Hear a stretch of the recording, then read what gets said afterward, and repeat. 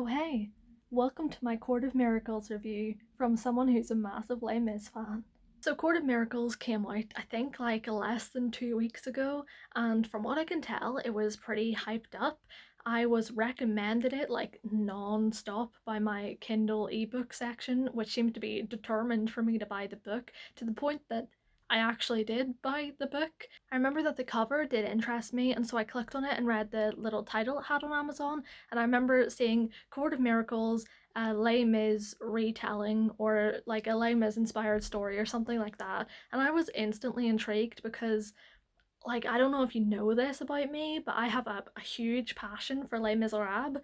And I'm editing now, and I realized that I did not even do a segue because I had to go for dinner. So I decided that I was going to buy the book and read the book, but I wasn't intending to actually talk about the book at all. I was just expecting to read it in a couple of days and then that would be it over. But instead, I ended up getting to chapter 2, and there was something in it that like I just had to talk about with someone, but no one I knew was awake, so I just decided to record myself, and I don't have makeup on, so like sorry about that one. But I recorded my reaction 2 or 3 times throughout reading it, although I think I more or less stopped at the second half of the book.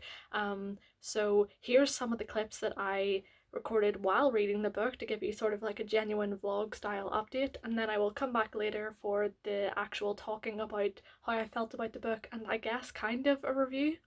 But I am 22 pages into the City of Miracles or whatever it's called, and I'm just like I'm so tired.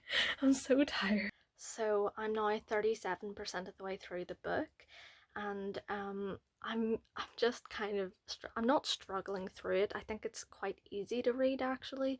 I sort of tend to just sit down to read a couple of pages and then I'm like 4 chapters in. So it's got that going for it. I don't necessarily love the present tense writing style, but once I got used to it after the first few chapters, it's really easy to read and get through. I think that the story is fine and the characters are fine, but I'm not finding myself actually connecting to anything that's like happening emotionally. And sometimes I like, whenever I love a book, I do tend to like have a favorite character that I'm focused on and I'm like gripped and I can't wait to finish reading it. And like, I'm not sure if this is good or bad, but all I can really say is that the book is fine. The book's fine, the characters are fine. I'm vaguely enjoying it. I'm gonna finish reading it, and it's quite easy to get through. Like, I'm 172 pages in, and I've been reading it since last evening, but I was at work all day, so like once you factor in the amount of time I've had to read it, 172 pages I think is pretty okay. So I think it's like a decent read so far, but so far I'm not gushing about it, but I'm also not saying anything bad about it. So at the moment I'd probably give it like a 3.5, but I mean, hopefully something important will happen soon and maybe the characters will get developed a little bit more, because at the moment I do feel like maybe because they're based on my favorite characters from Les Mis, that's maybe why I'm kind of interested in them, whereas other than that they haven't been developed much. So hopefully, I'm hoping it gets better because I actually really do want to like this, because I think it's fine and I would like to get really interested in it and like the book by the end of it. But so far, not bad, not good, a pretty average 3 star. But I'm just over a third of the way through, so maybe it'll get better. Fingers crossed. I also did not even talk about the plot. What an idiot, am I right? The plot is basically, if you've seen Les Mis, the second half of it has a large focus on students in France in the 1800s, and they are starting a rebellion against the royal family, who have basically allowed sort of a very hierarchical system to fall in place, and the poor are just getting poorer, and the students really want to rise up against that and make it more of like a communist society. Eponine, who is the main character in this book, is a side character in that section of the book. She grew up in a family that were very much criminals, and she had a relatively nice childhood, and she actually ended up spending some of her childhood years alongside Cosette, who became Jean Valjean's adopted daughter and Marius's love of his life, and she ended up being left behind whenever Jean Valjean adopted Cosette, and her family ended up getting basically drawn into more crime, and then she ended up on the streets, and she was more of like Marius's like street friend, and she was in love with him, and then in the end, this is kind of spoilers but it's been out for 25 years, she ends up dying at the barricades in order to save his life. But in this book she is the main character. The plot is basically that it is the same sort of world, only Marius doesn't exist for some reason, and Eponine is the main character, and there's also some kind of like magical dystopian vibes to it. So instead of just being 1830s, 20s France, there's also the courts, who are sort of like an underground system for outcast people of color, people of disabilities, people that are just rejected by like the daywalkers, I think they're called in this book. And Eponine is part of it. Her older sister, Zelma, gets sold off to the Guild of Flesh by their dad, and that's basically, he takes women, he basically hooks them on opium, and he forces them to, do bidding for other men. She gets sent away in order to join the Guild of Thieves, and she ends up becoming a master thief. Throughout the years she ends up meeting a lot of people from the original Les Mis, pretty much everyone except Marius and some of the students, and her whole goal is to get her sister Zelma back from the Guild of Flesh. She very much dislikes the Guild of Flesh um, lord, or like father, I think is what they're called. And but there's rules that you have to follow, so she's not allowed to just accuse him of anything. She's not allowed to just storm in and steal her sister. She has to go about it sort of in an underhanded, awkward way, and she ends up having to rely on lots of people she meets, which include Andrus, who is the student leader of the rebellion, Jean Valjean, who in this is a guild of letters. She ends up meeting the Prince of France, sort of stuff like that. And she has to try to get her sister back, but then Cosette, who is also in this, instead they are actually basically sisters. They have a very fond relationship with each other in this book, which I think was rather nice. And she ends up also having to try to keep Cosette safe as well, because Azelma had already been sold off, and she thought that Cosette was at risk because Cosette was also very beautiful. And along the way she also has like romances and stuff. So that's the plot. So I think I stopped doing updates around half of the way through the book because I kind of just wanted to finish it at that point. If you haven't figured out, I was not like vibing with the book very much, so I feel like you kind of understand what my review is probably going to be of the book.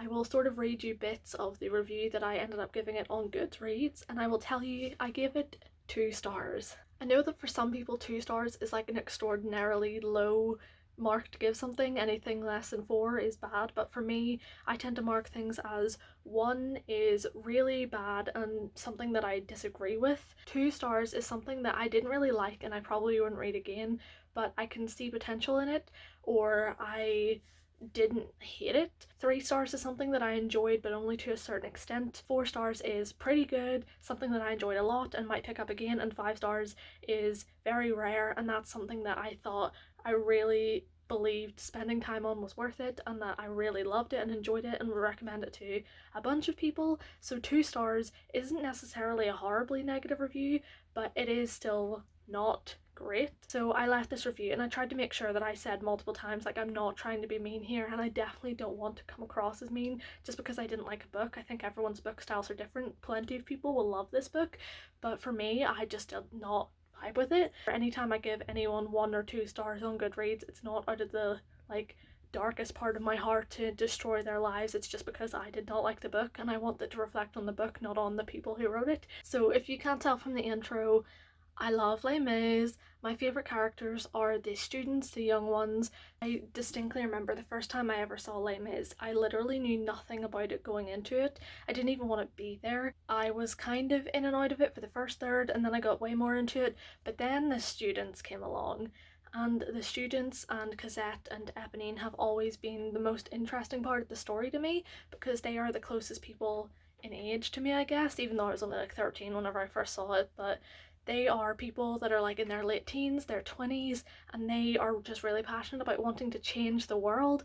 So I love them, and I was really happy to hear that this was a story focusing on all of them, but mostly Eponine, because the author just really thought Eponine deserved better in the original tale, and like I guess like she does, I'm not going to deny it, but pretty much everyone deserved better than what they got in the end.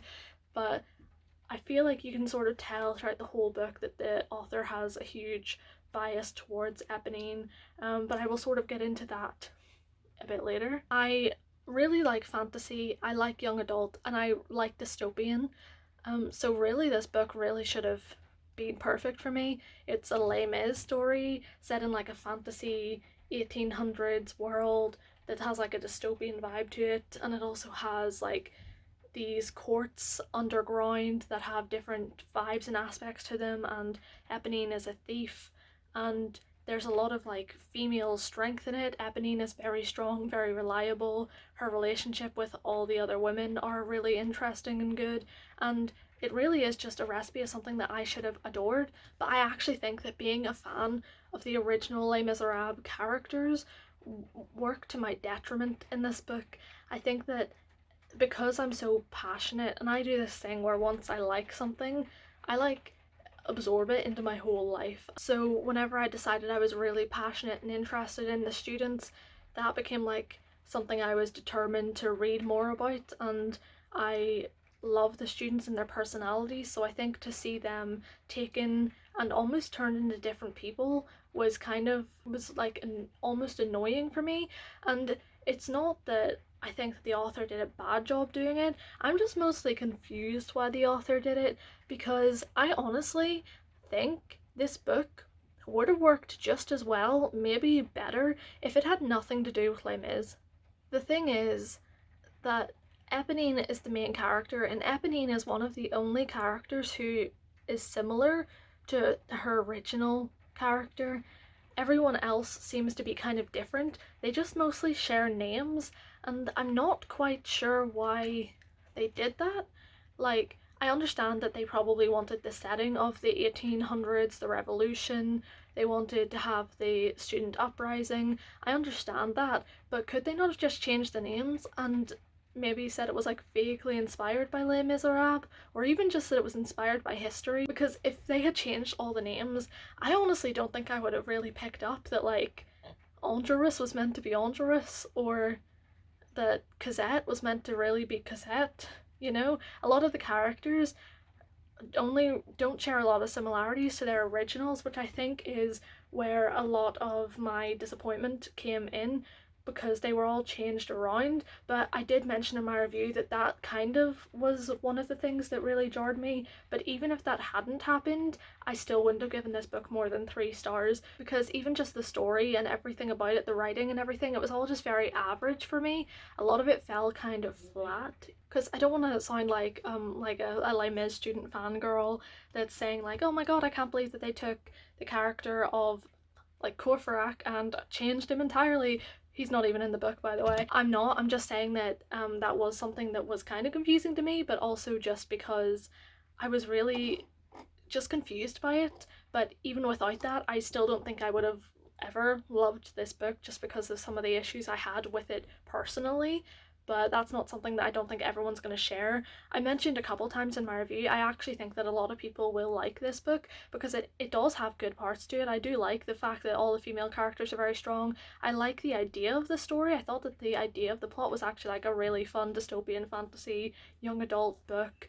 I like the concept of pretty much everything, and the writing, it was a little weird to get into. It's like present tense, which I don't love, but once you kind of got past it in the first few chapters, I thought it definitely got better. By the end of it, it didn't really annoy me at all, and I thought that the story had a lot of places it could have gone that I would have been interested in, but I just think none of it was ever really hammered home for me. Like, none of it ever really worked for me in the way I feel like it should have. So let me sort of read some parts. For the characters, I said they shouldn't have even been Les Mis characters, because I think with a couple of scenes rewritten, it would have not really even read as Les Mis at all, and that they should have just made them original characters and given them different names, because then there's no expectations on how they're supposed to act.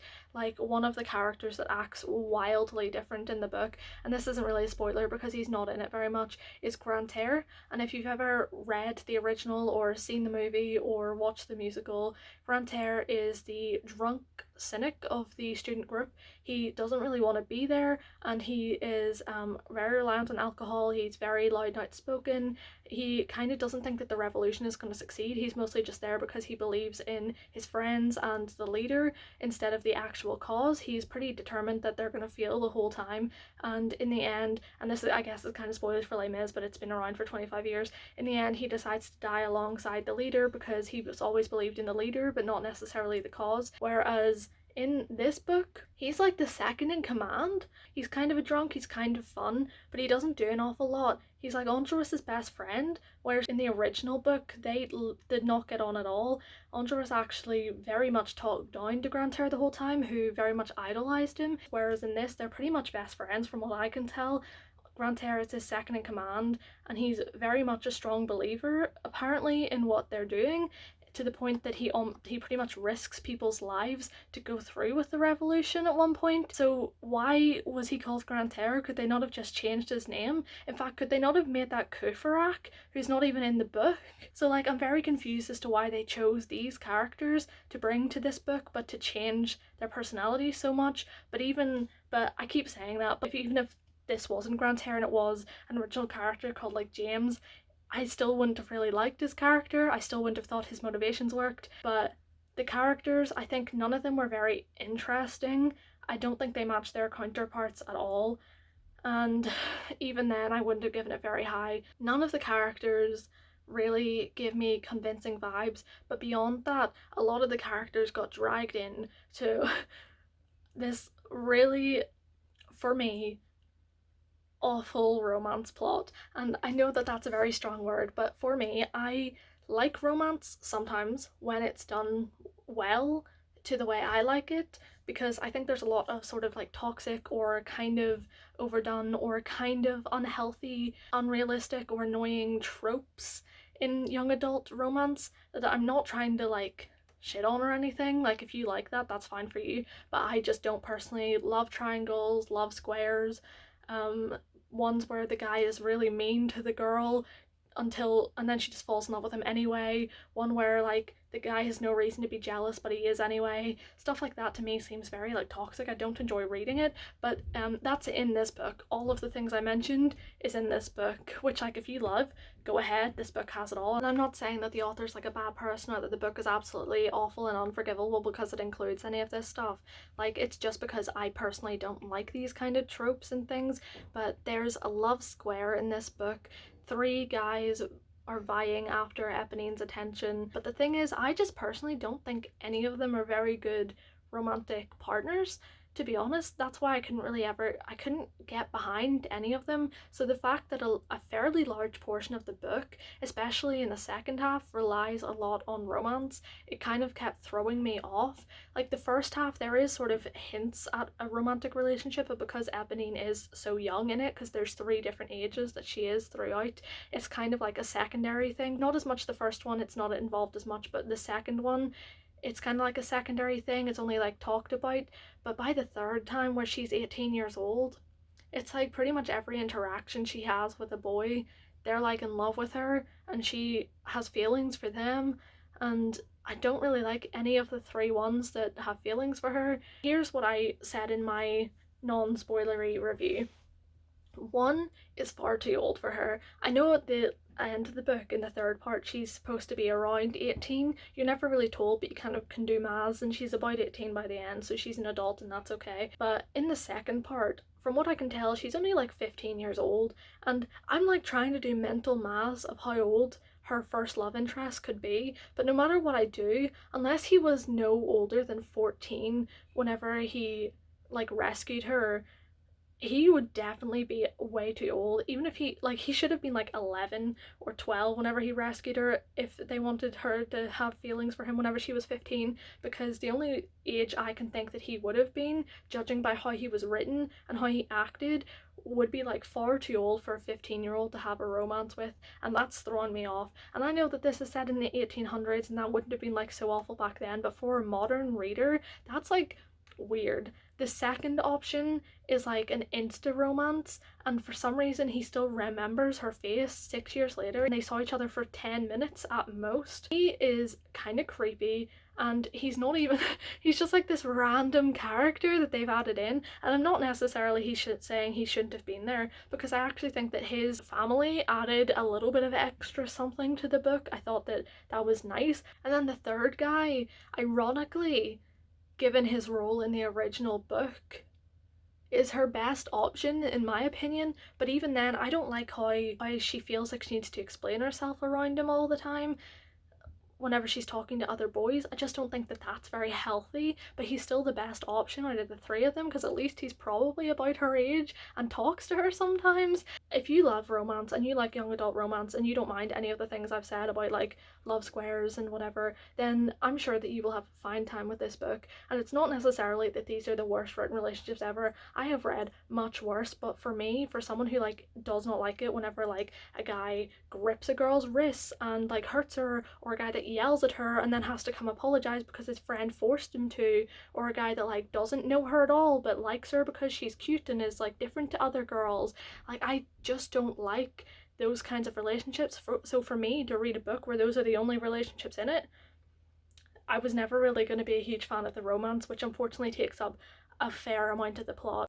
Here's another update, because apparently I just don't know how to record a video, but I keep saying that the romance is a large part of the plot, and it technically is, but it's not the plot of the book. The book has its own individual plot, and the plot itself actually had really interesting parts in it. I didn't think it was necessarily like the best plot ever, but I thought that it had really good parts to it and I was really getting into it. The thing that I'm talking about is that I'd be really into the plot and then all of a sudden it would like stall for like paragraphs for Eponine to have a romantic connection or a romantic think about all of her boy options of love interests, and it was just like very jarring that I'd be finally getting into the plot and then all of a sudden a guy would show up and they'd have like a romantic, almost kind of forced feeling relationship moment, and then we would go back to the plot, and so that kept drawing me in and out. And that's what I'm talking about whenever I say the romance takes up a large part of the plot.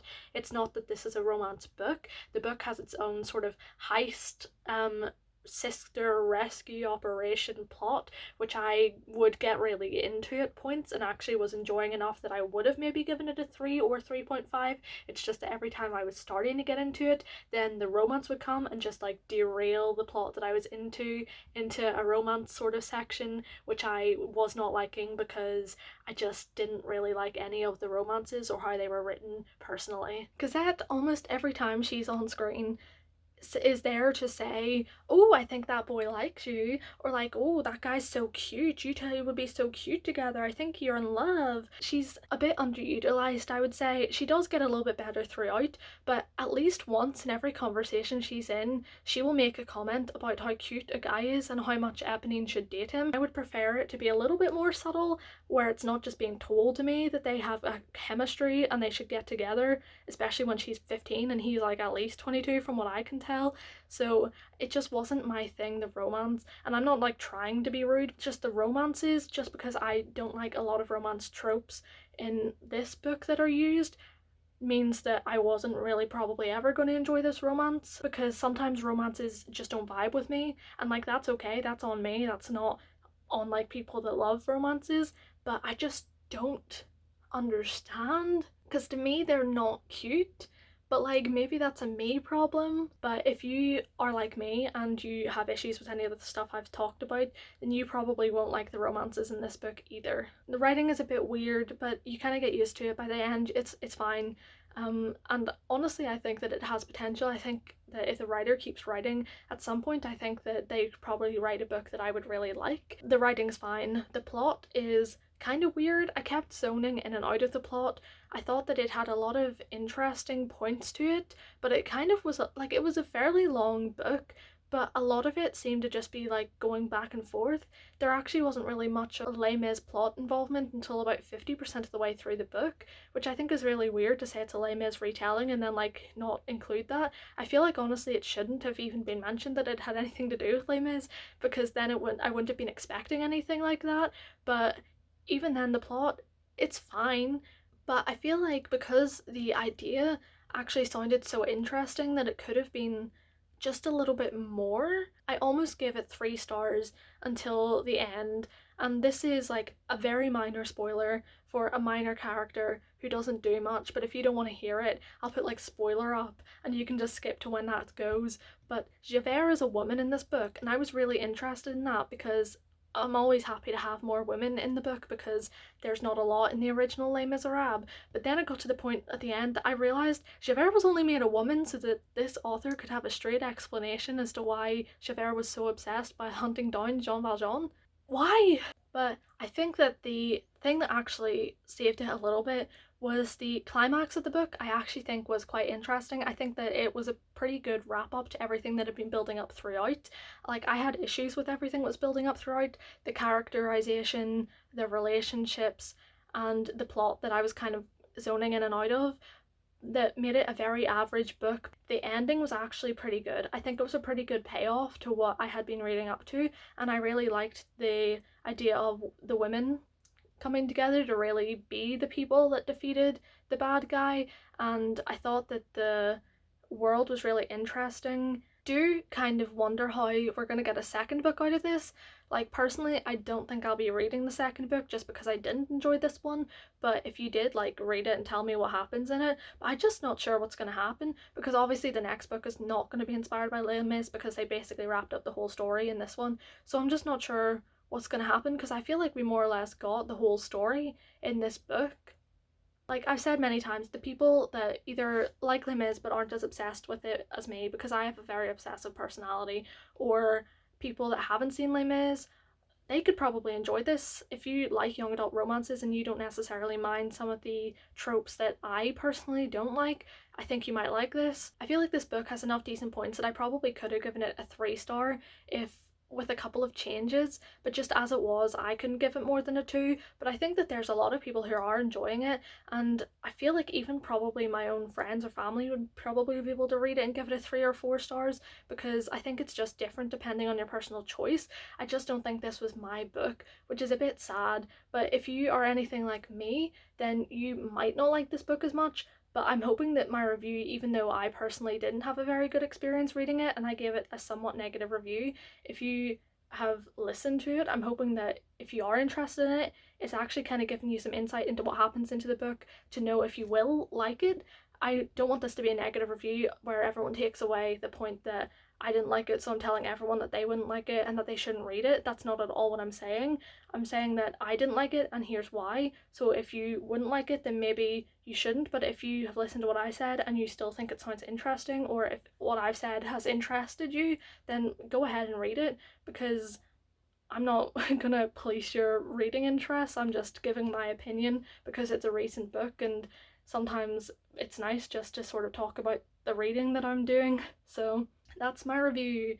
I gave it a 2 stars. I didn't personally enjoy it. I had issues with the characters and the romance, but the plot was okay. The ending was pretty good, and I think it actually had potential, but I'm probably not going to read the next one. That's it. So